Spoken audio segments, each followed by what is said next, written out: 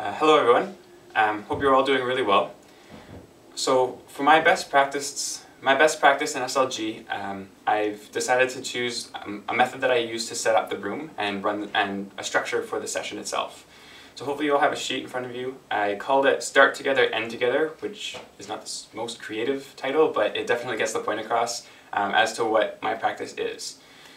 Now, one of the things I really had trouble with last semester is trying to figure out how to set up the room and give the session a structure to help facilitate all the different activities that I wanted to do. So for example, I really like the idea of clusters and working in small groups, and so I used to set up the desks in such a way that would have multiple small groups. However, when the session actually came, my opening and closings tend to be more group oriented. So we'll do like a parking lot, or we'll do a group discussion, or a big kind of summary mind map at the end, and that involves kind of the whole group as a whole.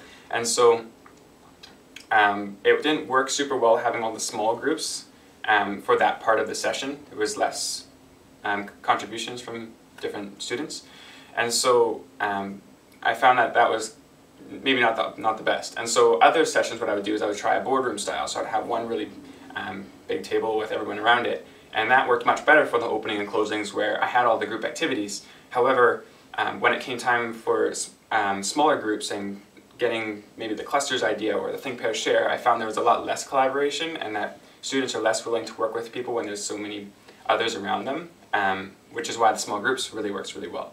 And so having those two different types of styles in my sessions were not really working super well. And so this year, or this semester I guess, I tried something a little bit different, and it's working really well for me. So I took a page out of Kamal's book, and I like to get the groups to work at the whiteboards a lot. So what I've been doing is I've been opening up my sessions with a boardroom type of style and with one big board table, and then everyone kind of has a group discussion. Like last week we did Kahoot games, and it worked really well to have everyone at the same table, everyone work together, and really built that sense of togetherness, which I really liked.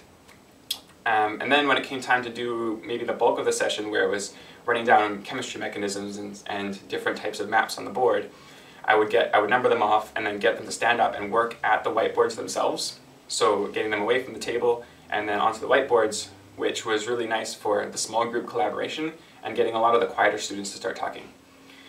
And then, so that was really what I did for kind of the main part of the session with the worksheet. And then you could do like divide and conquer, and you can do a lot of group presentations and that type of thing.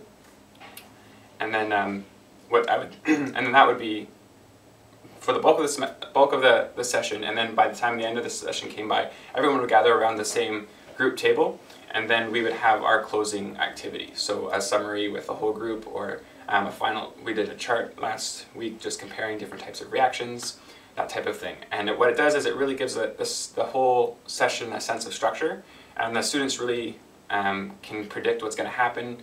And there's also enough room for flexibility that you can keep the session different from week to week, but still have that overall structure. So it works really well with smaller groups, or medium-sized groups, I would say. So about 6 to 12 students. It works with that size just because that's how many people can really fit around a board table, and then split off.